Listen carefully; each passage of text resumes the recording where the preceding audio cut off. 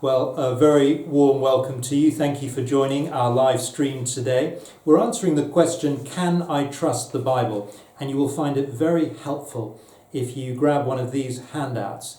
I'm going to be referring to this handout during the talk. There's a lot of information in here. I'm not going to read it all out, but I will read out some of the quotes. And if you were to download it and perhaps have it available on a computer or a phone, whichever you're not using, that will be really useful. So do press pause now, grab the link which you'll find nearby, and rejoin us in a moment.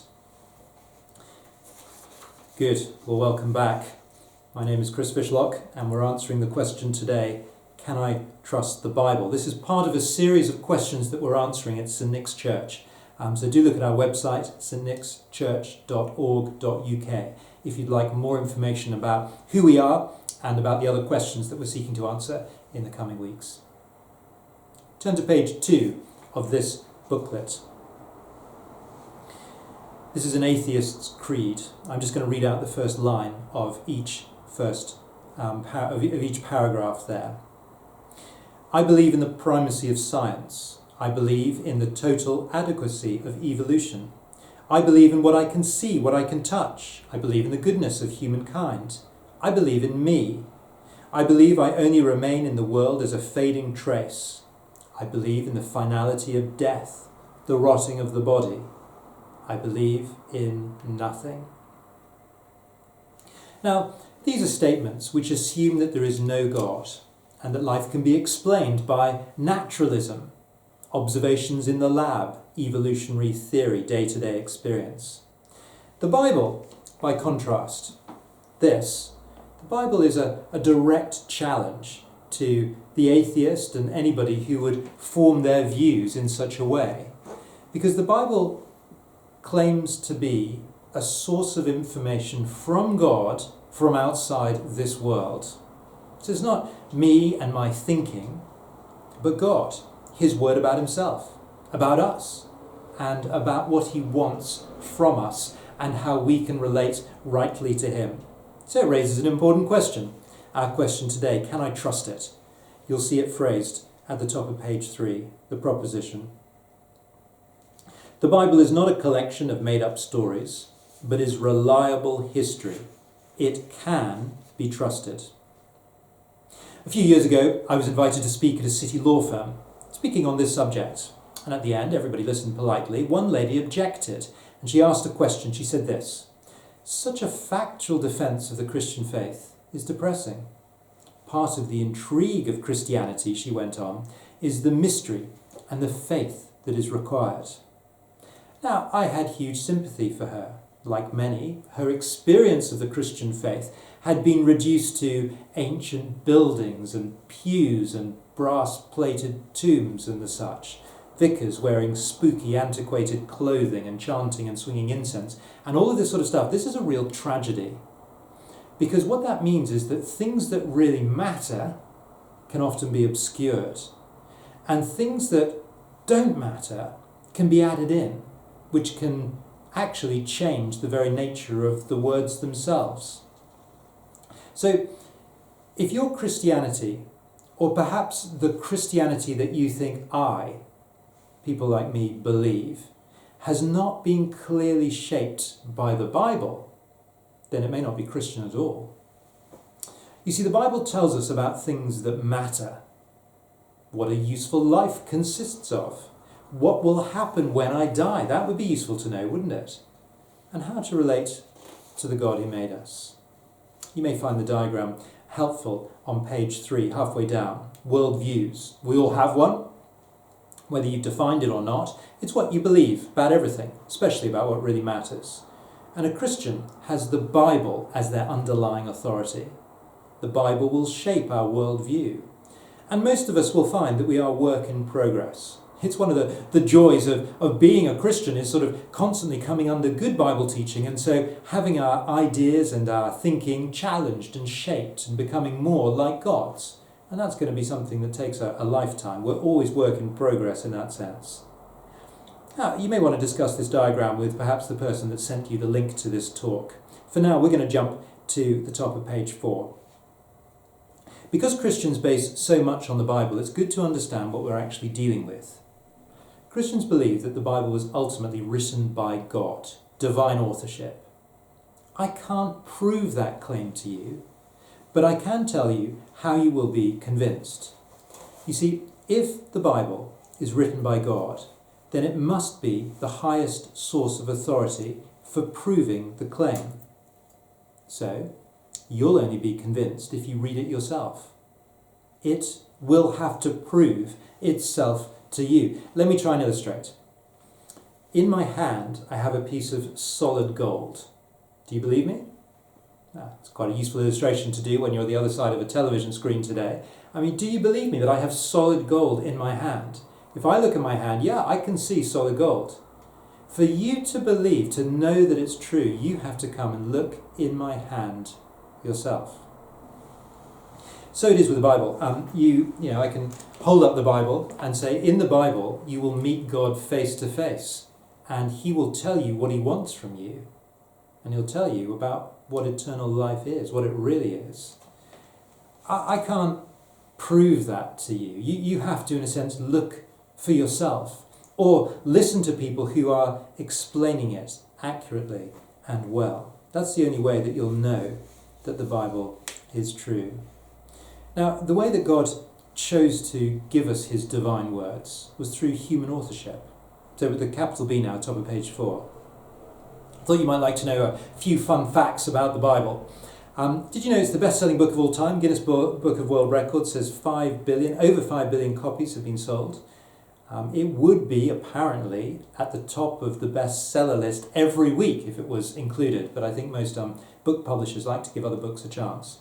66 books make up the single Bible that we have today. Different types of writing: historical, narrative, poetry, prose, letters. A lot of different authors, 40 different authors in fact. For example, they come from a huge variety of backgrounds. We have Joshua, a military general; Daniel, he was a prime minister; Peter, a fisherman; and Paul, a lawyer. Now, don't let that put you off. We have a lot of nice lawyers. When all this sort of virus stuff is over, it'd be great. You should come to St. Nick's and meet some of the really nice lawyers. That won't put you off at all. Now, this book was written over a period of 1,500 years in at least 3 different languages: Hebrew, Greek, and Aramaic, and on 3 different continents. So that's remarkable in and of itself. But on top of all of that, this book, the Bible, shares a common storyline: creation, fall, redemption of God's people. A common message: humanity has seriously messed up and created a huge problem that God alone provides a solution to. We can't solve the problem ourselves, and that takes a lot of explaining, because we're proud people at our heart and we like to solve our own problems and think that we have our destiny in our hands. The Bible challenges that and shows us that the only solution is through God's anointed one, his Messiah, his Christ, the Lord Jesus. That common message runs through the whole Bible. And there's also a personal challenge. Will we trust him or not? So what about other religions? Top of page 5 now. John Dickson, ancient historian.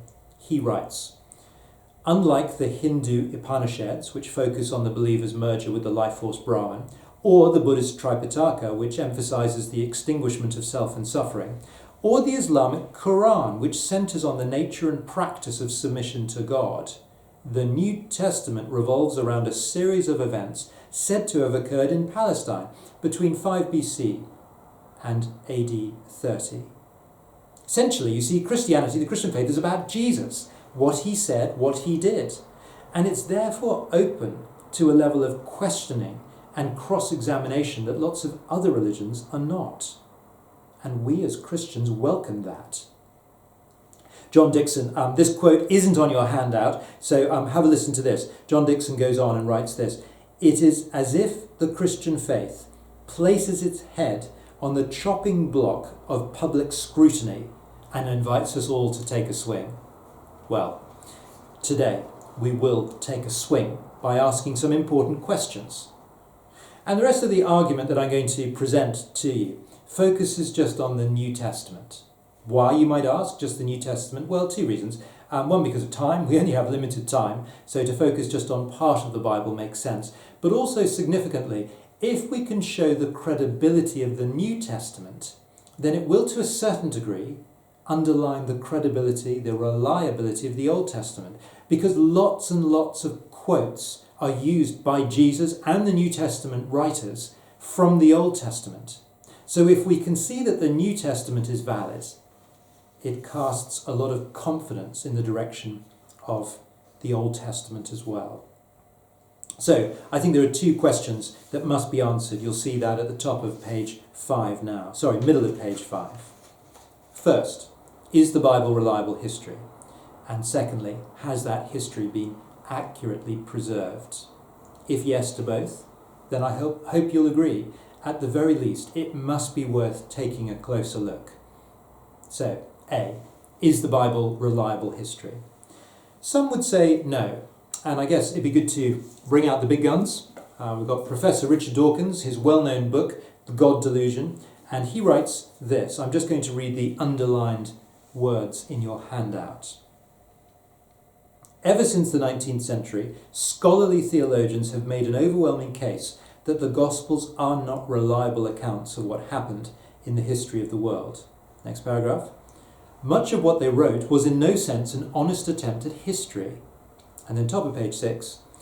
Reputable biblical scholars do not in general regard the New Testament, and obviously not the Old Testament therefore, as a reliable record of what actually happened in history. Now, with the greatest respect towards Professor Dawkins, when he writes reputable biblical scholars, what he actually means are people that agree with him. There are many reputable biblical scholars who do not agree with Professor Richard Dawkins. And so I'd like to suggest a much better approach, rather than asking the so-called reputable scholars, is to ask, you'll see at the top of page 6 now, near the top, what the New Testament says about itself. Listen to John. He was a close friend of Jesus, author of John's Gospel and a few letters. This is remarkable eyewitness testimony. Just have a look at this. I'm sorry, it's quite dense on the handout, but just absorb the gist of what's being said. It is remarkable. That which was from the beginning, which we have heard, which we have seen with our eyes, which we looked upon and have touched with our hands concerning the word of life.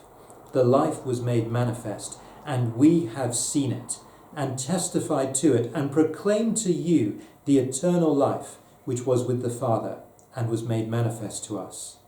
That which we have seen and heard we proclaim also to you, so that you may have fellowship with us, and indeed our fellowship is with the Father, and with his Son Jesus Christ.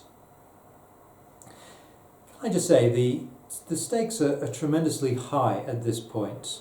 You see, John was a close friend of Jesus, and he is claiming that he has fellowship. That means he claims to know God because of his experience with Jesus. Just look at the last line that he uses in that bit of writing. Our fellowship is with the Father. That means he has fellowship with God himself. How does he have that fellowship? Because of what he knows about Jesus. And he doesn't talk about mystical nonsense. Instead, he talks about seeing and hearing and touching and knowing Jesus. Just look back at those verses again. Verse 1, we have heard, we have seen, looked upon, touched. Verse 2, the life that was made manifest.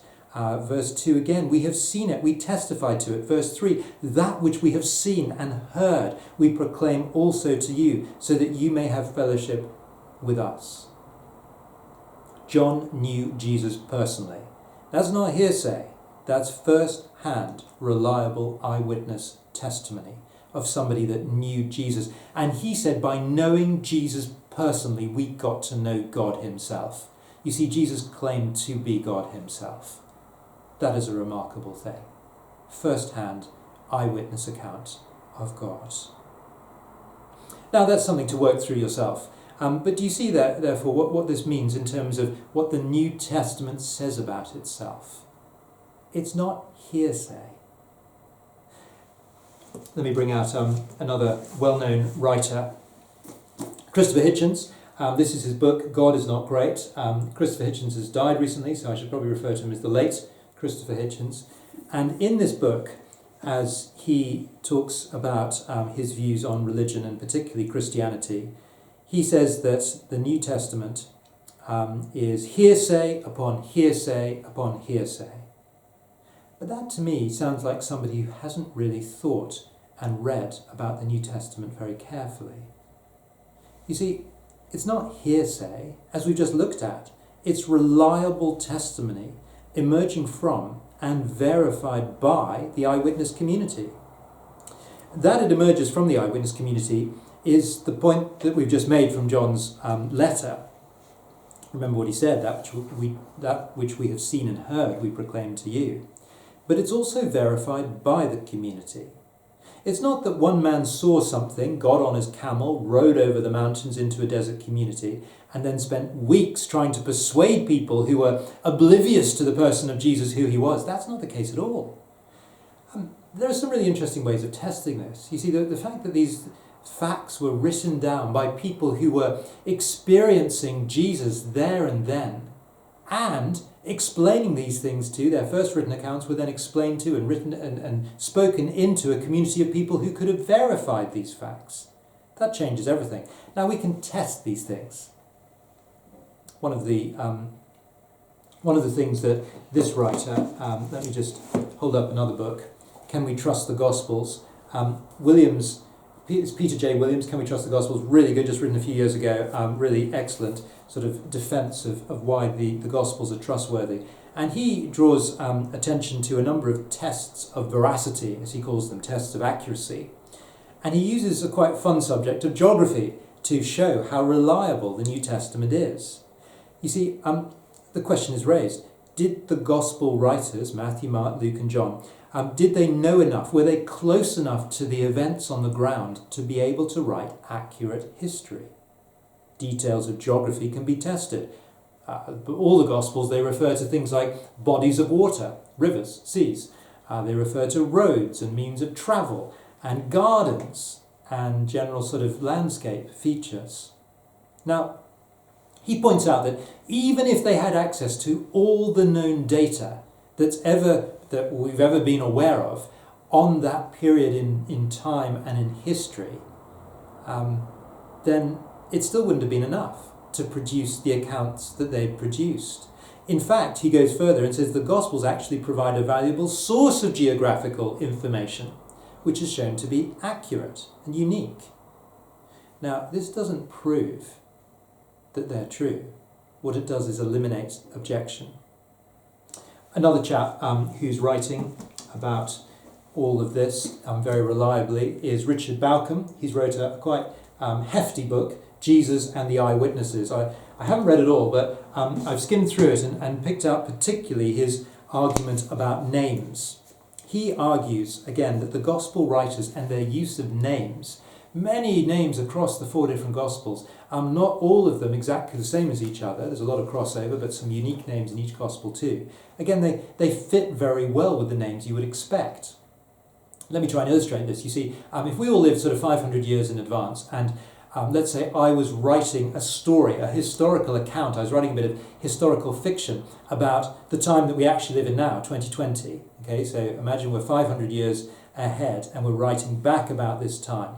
And I created characters to go into my made-up world of London in 2020, but I wanted to convince you that it was accurate. Imagine, though, if I used names like Ethel and Deirdre and Joseph and Alfred and Ernest. Now, if you knew anything about London in 2020, you would know that those names are not typical for characters in their 20s and 30s. They're not typical at all. In fact, you might say, that sounds to me like it's a story that probably should have been set in the 1920s. And you'd be right, those were very common names in the 1920s. Now, again, similar tests applied to the New Testament give high levels of confidence in the fact that the writers knew their stuff. You see, people within the community had every opportunity to object to what was written down, to what they were being told. But none of them did. If you want to believe that the New Testament is not reliable, then what you actually have to do is believe that the 4 gospel writers and the thousands of eyewitnesses who read and observed those gospel writings, and all of Jesus' opponents who did accept his miracles, were in some sort of conspiracy. Well, let's move on. 2/3 of the way down, page 6 now. You see, the rest of the New Testament came from those who had personal access to eyewitness evidence. You'll see Luke, Matthew, Mark, Luke and John, another gospel writer, and he writes this, beginning of his gospel. Inasmuch as many have undertaken to compile a narrative of the things that have been accomplished among us, just as those who from the beginning were eyewitnesses and ministers of the word have delivered them to us, it seemed good to me also, having followed all things closely for some time past, to write an orderly account for you, most excellent Theophilus, so that you may have certainty concerning the things you have been taught. Now, Luke is writing to his friend Theophilus. Theophilus, Theo, God, Father's friend, friend of God. I've no doubt a real person, but maybe also a metaphor for anybody today who'd like to be a friend of God. Why was he writing to Theophilus? He was writing to give certainty. Do you see that final phrase in the 4th verse? That you may have certainty, not fiction, certainty over the things that have been happening in recent times, writes Luke to Theophilus. You see, there's a purpose to this non-fictional account to produce conviction. I don't know what you thought the Bible was there to make you do. The Bible says it's there to make us certain about the things that took place in this time. Now, someone may complain that lots of people make millions today by writing historical fiction.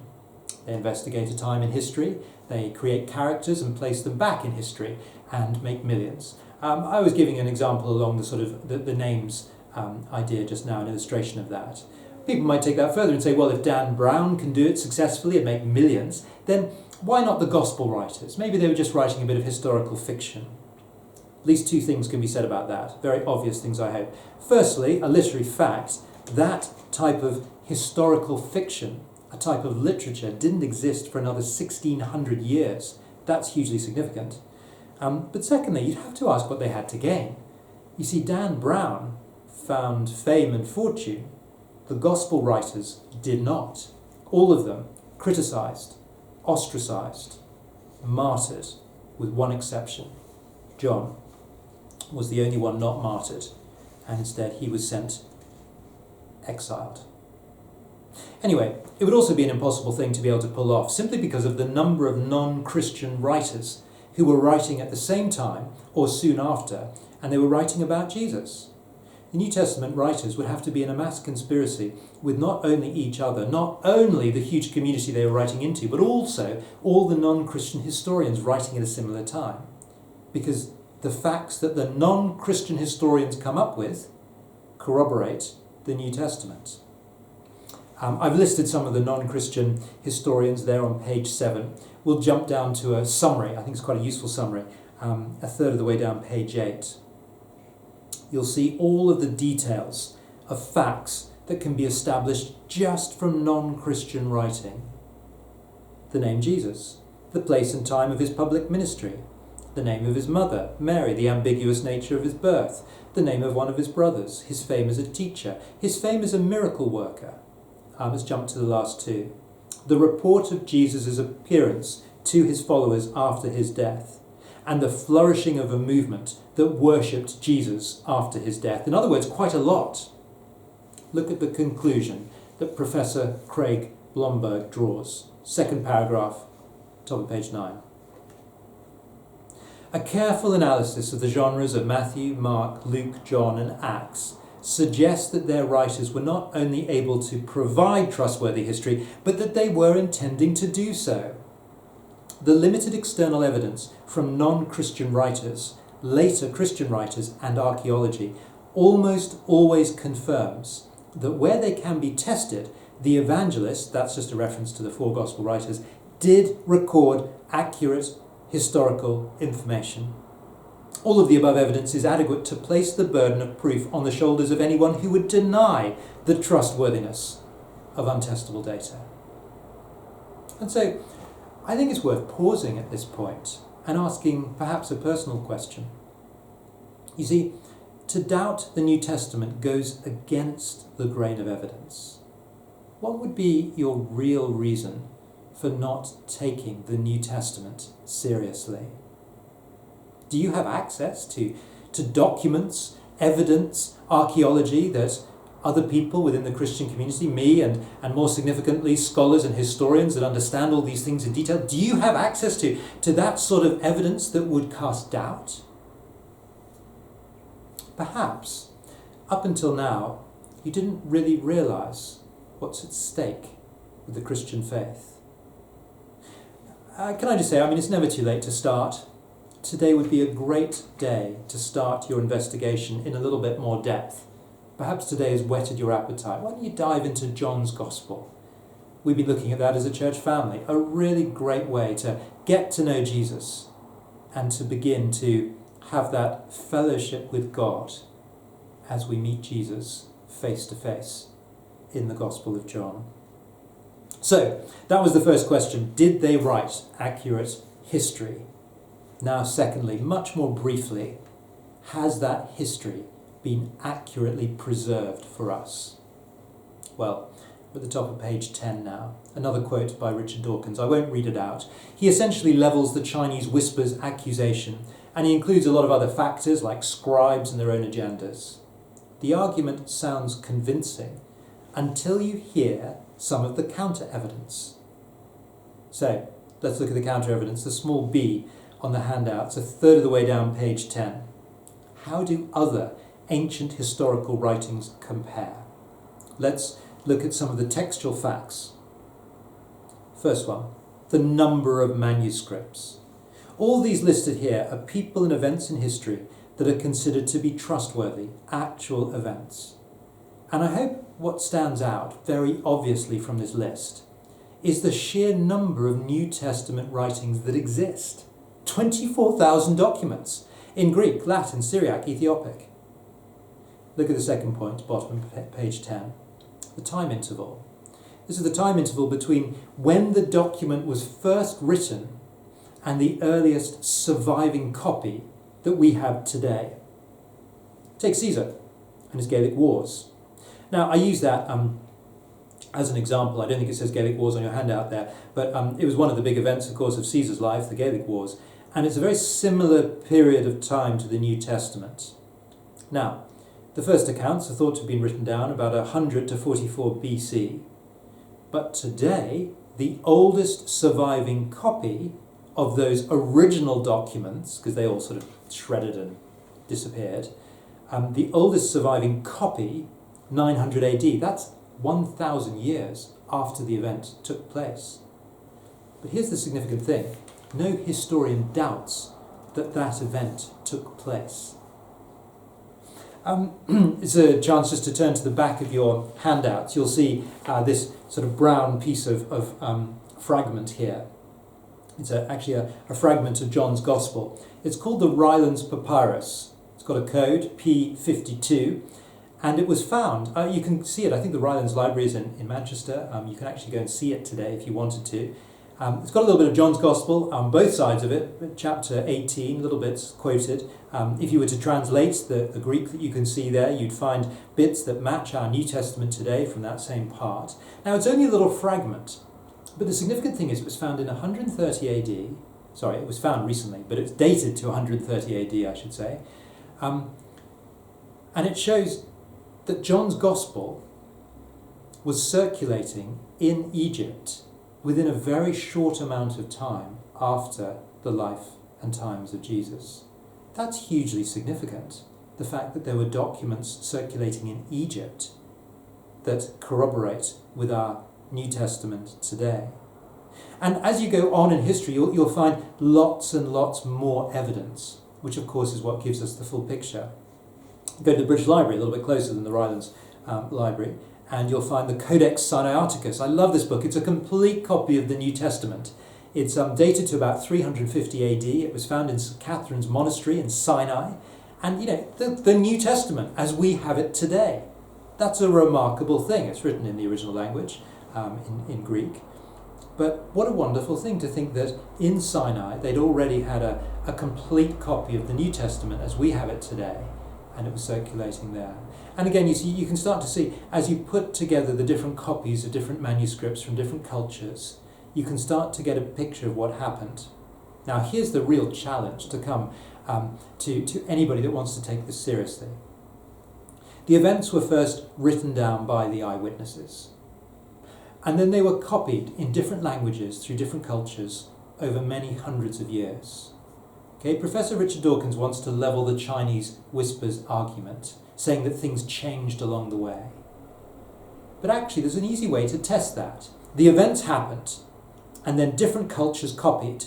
And over hundreds of years, you got some Greek manuscripts copied and copied and copied and copied. And over hundreds of years here, you got Latin manuscripts copied and copied and copied. And here you've got Aramaic, copy, and Latin, I've said already, and Greek, other things, Gregarian and Ethiopic, all these different languages. Now, if you take some of the copies of these manuscripts from different times in history, different periods that we have, 3rd century, 4th century, 5th century, that sort of thing, and compare the different languages of the different manuscripts together, that will tell you how accurate the original events are. For the New Testament, you won't be surprised to hear there are variances. However, the variances that we have are listed in the Bibles that we have. Most Bibles will have footnotes. The reason you have a footnote is because as the things are being written down, as they're being translated, we're not exactly sure in some cases what to write because there are slight variances. But here's some very important facts need to be pointed out. The variances are only in 1 to 3% of the texts. That means we can be 100% confident in at least 97% of the New Testament as we have it today. In other words, the events that we read about in the New Testament, we can be 100% confident in 97% of the words that they're right. I can hear you asking, well, what about that other up to 3% where the variances are? That's an important question. But we need to know this. None of those variances deny any doctrine of the Christian faith. Significantly, they do not deny that Jesus died on a cross, rose again, and what they do often do is have sort of different ways of phrasing things, different ways of presenting grammar. So, in conclusion, page 12, second paragraph. The interval then between the dates of the original composition and the earliest extant, that just means surviving evidence, becomes so small as to be in fact negligible. And the last foundation for any doubt that the scriptures have come down to us substantially as they were written has now been removed. Both the authenticity and general integrity of the books of the New Testament may be regarded as finally established. Where does that leave us? Well, this morning I hope that's given you a few things to think about and to discuss, as I suggested before. Why don't you discuss some of those things with the person that sent you the link? Take a closer look, though. That's the real challenge. Take a closer look at the Bible. Start with a New Testament account. Remember what's at stake. What we're suggesting, what the Bible says, is that you can begin to make sense of life and have your questions about death answered and get to know God personally. Let me close with a quote from John's Gospel, halfway down page 12. Now, Jesus did many other things, many other signs in the presence of his disciples, which are not written in this book. But these are written so that you may believe that Jesus is the Christ, the Son of God, and that by believing you may have life in his name. So, the words that are written in John's Gospel, they're written to give life. Life actually can start now, as we get to know God. Anything outside getting to know God is a substandard existence, according to the Bible. True life can begin now and last for eternity as we start to get to know God, as you start to get to know Jesus through the pages of the New Testament. Now, that's a really wonderful thing to actually be able to go and continue doing on the back of this morning. Well, do carry on those conversations and your investigation. If you just sort of found this online and you'd like to ask me a question, or perhaps one of the staff team here at St Nick's Church, then do get in touch. stnickschurch.org.uk. There's really nothing better you can do there than picking up a copy of the Gospel. Download one online. Choose an ESV, an English Standard Version, or an NIV if you want a good, sort of easy to read modern translation, and start having a look. Start at John's Gospel, why don't you? Start to get to know Jesus for yourself. Thank you for listening today, and I hope one day we might be able to meet properly.